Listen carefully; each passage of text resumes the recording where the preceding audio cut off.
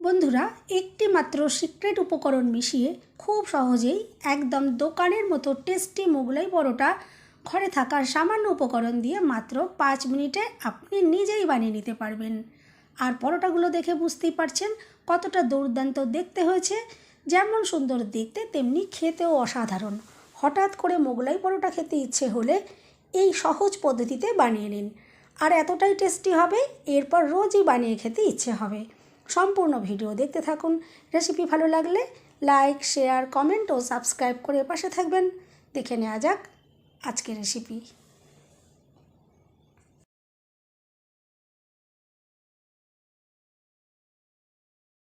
নমস্কার বন্ধুরা, আমি পাপড়ি পদ্মাবতী ফুড ক্রিয়েশনে আপনাদের সবাইকে স্বাগত। প্রথমেই একটা জায়গায় নিয়ে নিয়েছি আর নিয়ে নিলাম 1 বাটি ময়দা। দিয়ে দিচ্ছি স্বাদ মতো নুন, আর দিয়ে দিচ্ছি 1 চামচ গুঁড়ো করা চিনি, তবে আপনারা এখানে গোটা চিনিও দিয়ে দিতে পারেন। এরপরে নুন চিনি একটু ময়দার সাথে ভালো করে মিশিয়ে নেব।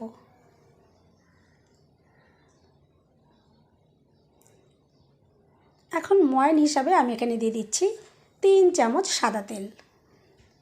এরপরে ভালো করে হাত দিয়ে একটু ঘষে ঘষে ময়ানটা মিশিয়ে নিতে হবে। ময়ানটা যত সুন্দর করে তৈরি করা হবে পরোটাগুলো ততটাই মুচমুচে ক্রিস্পি তৈরি হবে। দেখুন, হাত দিয়ে খুব ভালো করে এভাবে একটু ঘষে ঘষে তেল ময়দার সাথে মিশিয়ে নেব।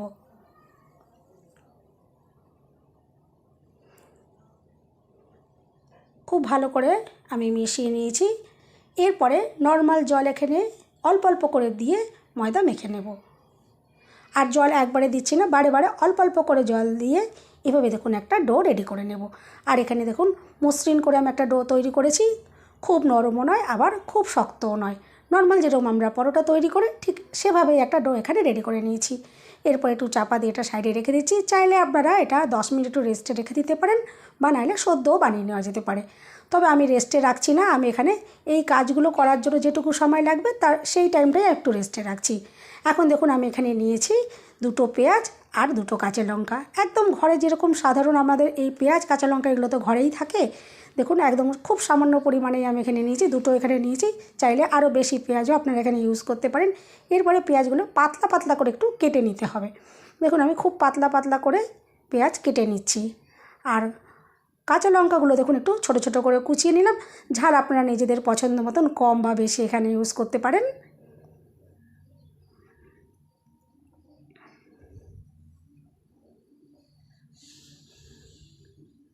চাইলে এখানে আপনারা ধনেপাতা ইউজ করতে পারেন, তবে আমি আর দিলাম না। এরপরে এই পেঁয়াজ কাঁচা লঙ্কা একটা আলাদা জায়গার ভেতরে আমি দেখুন নিয়ে নিচ্ছি।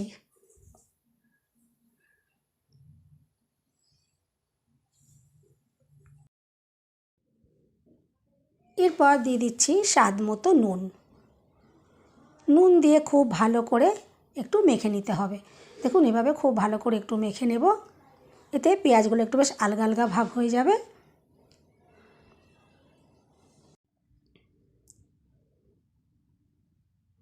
দেখুন এভাবে পেঁয়াজ আমি রেডি করে নিলাম।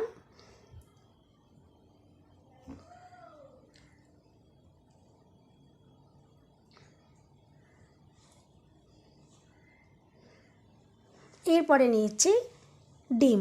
আমি এখানে 2টো ডিম দিয়ে তৈরি করছি, তবে আপনারা চাইলে এখানে বেশি করে ডিম দিতে পারেন, কোনো অসুবিধে নেই। ডিম যত দেওয়া হবে পরোটাগুলো খেতে ততটাই বেশি সুন্দর তৈরি হবে। এরপর খুব ভালো করে মিশিয়ে নেবো। এখানে আমি আর নুন দিচ্ছি না, এর আগে পেঁয়াজ যখন মেখেছিলাম নুন স্বাদ মতো দিয়ে দিয়েছিলাম, তাই এখানে আর নুন দেবার কোনো প্রয়োজন পড়বে না। এরপর একটু ভালো করে শুধু মিশিয়ে নিতে হবে। দেখুন খুব ভালো করে এটা নাড়াচাড়া করে আমি এটা মিশিয়ে রেডি করে নেব।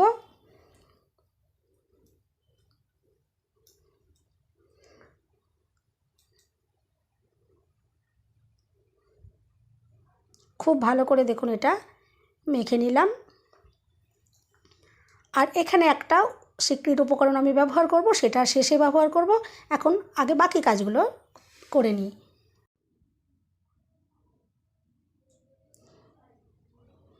এরপর ময়দার ডো থেকে 3টে আমি লেচি তৈরি করে নেব। আবার একটু মেখে নিলাম। আর আমি এখানে দেখুন ঠিক এরম সাইজের লেচিগুলো তৈরি করছি, তবে আপনারা নিজেদের পছন্দ মতো ছোটো বা বড় লেচি তৈরি করে নিতে পারেন। তবে এটা যেরকম আমি তৈরি করেছি এটা কিন্তু একটা প্রমাণ সাইজেরই ছিল। এরপর হাত দিয়ে ভালো করে একটু গোল গোল করে রেডি করে নিয়েছি, যাতে বেলার সময় খুব সুবিধা হয়।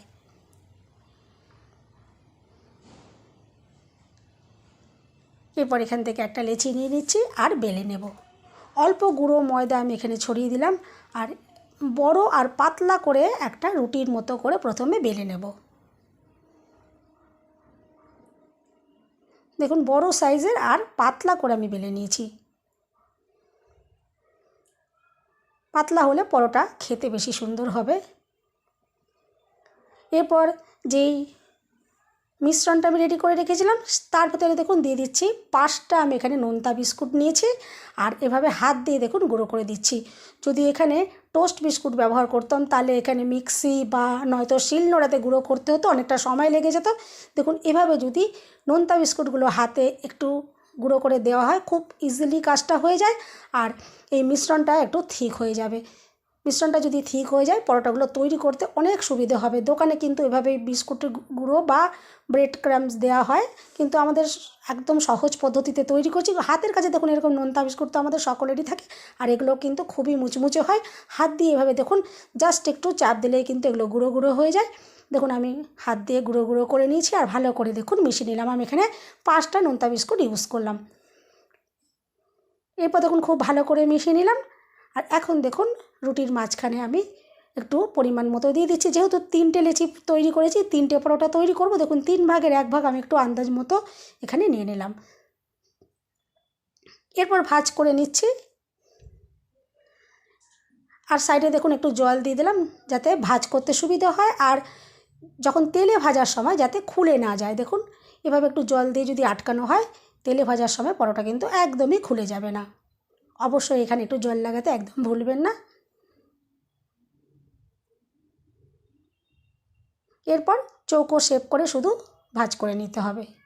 দেখুন কত ইজিলি একদম দোকানের মতো পরোটা কিন্তু তৈরি হয়ে গেল।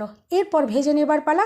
তার জন্য ফ্রাই প্যানে কিছুটা তেল গরম করতে বসিয়ে দিয়েছিলাম, আর তেল মিডিয়াম গরম করে নিয়েছি। এরপর গ্যাসের ফ্লেম মিডিয়ামে রেখে পরোটা ভেজে নিতে হবে। আর ওপর থেকে যদি একটু তেল খুন্তি করে এভাবে দিয়ে দেওয়া হয় ওপর সাইডটাও কিন্তু খুব তাড়াতাড়ি রেডি হয়ে যাবে। এরপর একটা সাইড হয়ে যাওয়ার পরে বাকি সাইডটা উল্টে ভেজে নেব। আর এই পরোটা ভাজার জন্য কিন্তু একদমই সময় লাগবে না, মিনিট 2-এর মধ্যেই কিন্তু পরোটা একদম ভেজে রেডি করে নেওয়া যাবে। একটা সাইড দেখুন এভাবে আমি ভেজে নিয়েছি, এরপর আরেকটা সাইডও সুন্দর কালার করে ভেজে নেব। আমি 2 পিঠ উল্টে পাল্টে ভালো করে ভেজে নেব, আর আস্তে আস্তে দেখবেন পরোটা কত সুন্দরভাবে ফুলে উঠবে। আর আগেই বলেছিলাম এই পরোটা কিন্তু 5 মিনিটের মধ্যে তৈরি করতে পারবেন। এই পরোটা একটা পরোটা সেঁকে নিতে আপনার প্রায় মিনিট 2 মতো সময় লাগবে, তার থেকেও কম লাগবে। এই পরোটা ভাজার জন্য কিন্তু একদমই সময় লাগে না। আর দেখে তো বুঝতেই পারছেন 2 পিঠ আমি উল্টে পাল্টে ভেজে নিয়েছি, আর কত সুন্দর কালার যেমন হয়েছে তেমনি সুন্দরভাবে পরোটা দেখুন ফুলে একদম রেডি হয়ে গেছে। দোকানের থেকে দেখতে কিন্তু কোনো অংশে কম হয়নি, আর স্বাদেও কিন্তু দোকানের থেকে কোনো অংশে কম হবে না। দেখুন কত দুর্দান্ত কালার তৈরি হয়েছে। আর এভাবে যদি বাড়িতে একবার বানিয়ে নেন এত সহজ পদ্ধতিতে আর কম সময়ের মধ্যে, এরপর দোকান থেকে আর পরোটা কিনে খাবার কোনো রকমেরই প্রয়োজন হবে না। দেখুন একটা পরোটা রেডি করে নিয়েছি।